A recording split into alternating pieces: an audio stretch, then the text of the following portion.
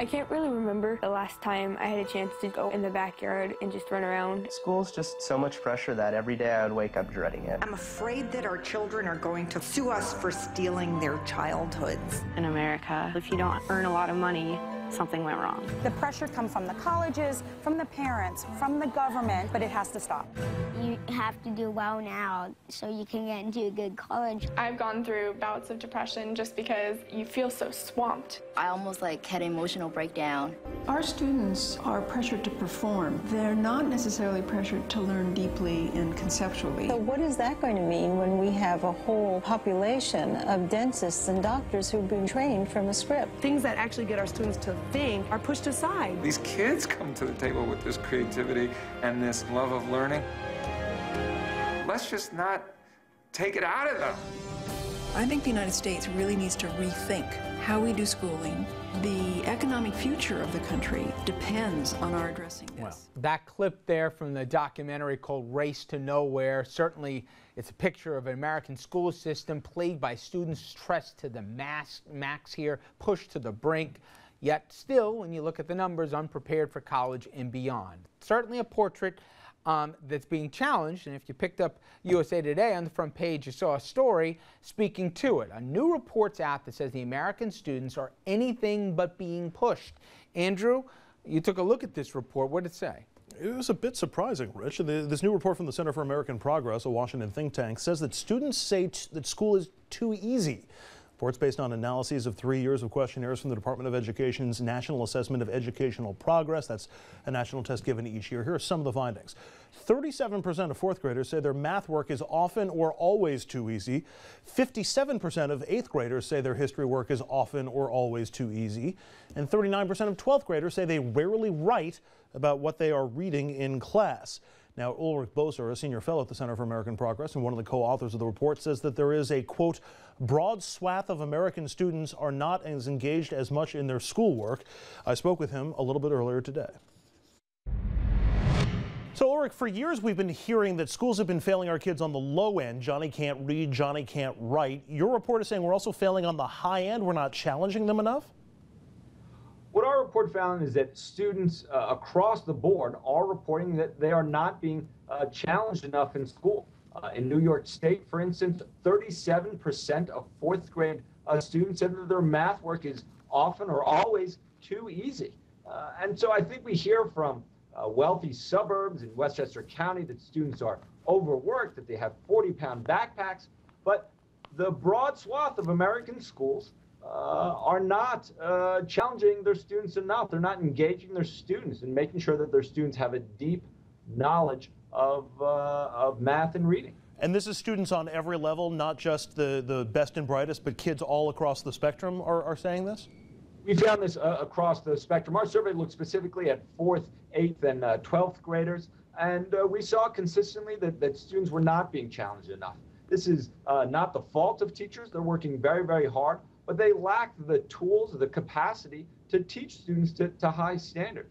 And we saw in New York large percentages of students reading less than 5 pages a day. That's not enough to prepare kids for the modern workplace. That's not enough to prepare kids for college.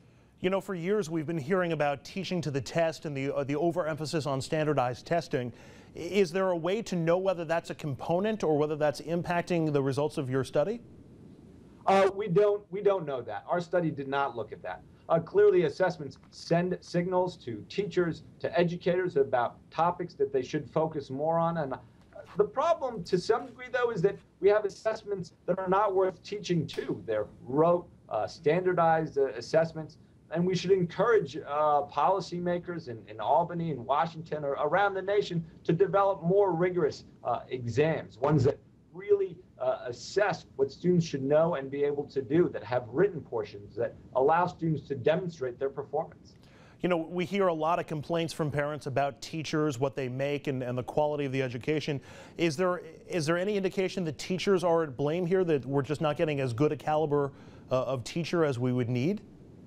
No, I think teachers are getting the signals that they receive from districts, from the state. Right now, there's a lot of debate over Common Core standards. These are state-developed standards that would ratchet up expectations. We we've heard a lot of people complaining about these standards, saying that they are an unnecessary intrusion into local control. And I think this study suggests that that's nonsense, that the standards that we currently have in schools, the curriculum that we currently have in schools, are not doing enough to prepare students. And we see in many cases students saying that the work is not hard enough. They want to be more engaged. They want teachers who care for them, that teachers that they trust, and teachers who will help prepare them for the jobs of the future.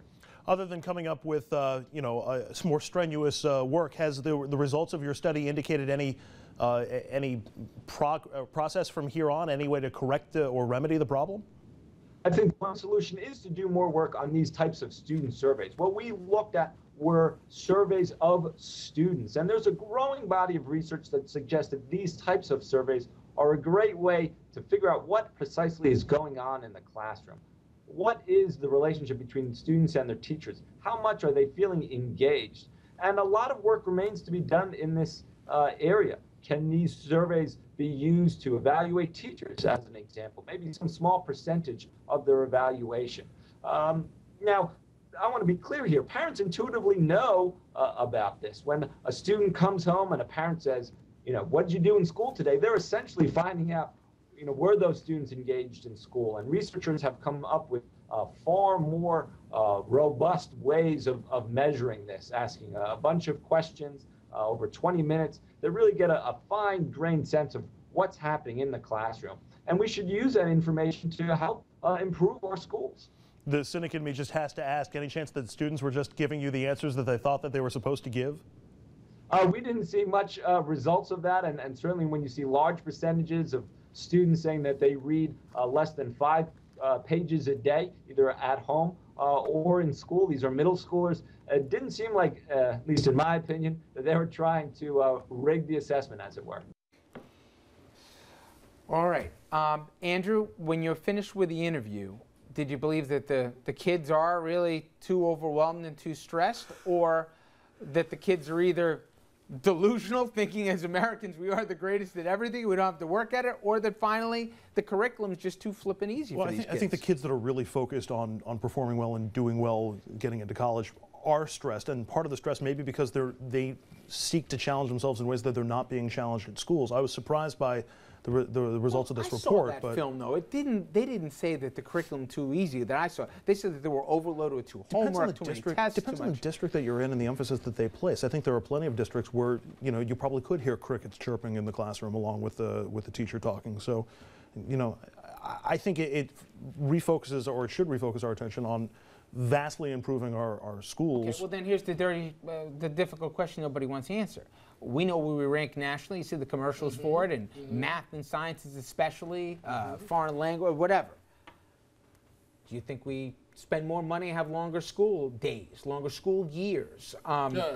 Okay, people don't want to hear that because that costs money, right? It's a great argument, but politically it'll never fly. All I can tell you is I remember being in Japan several years ago. It was a Saturday morning. I think we were in Osaka, and the kids were in school. And all I remember was saying to myself, "Oh my God, how far we've fallen behind internationally in terms of education." I think there's a hidden problem here, which is standardized testing. A lot of the complaints you get from these kids is not just that they have a lot of work to do, it's that the only way they have of validating their work isn't writing or thinking or exchanging ideas, it's how they perform in a standardized test. Yes. That is the heart of the defect in the system that needs to be I also think parents need to be taught that lower grade on harder material is better for their kids than straight A's on worse material. You know what, I know, but I want my kid going to the best college they can here. I hear you, though.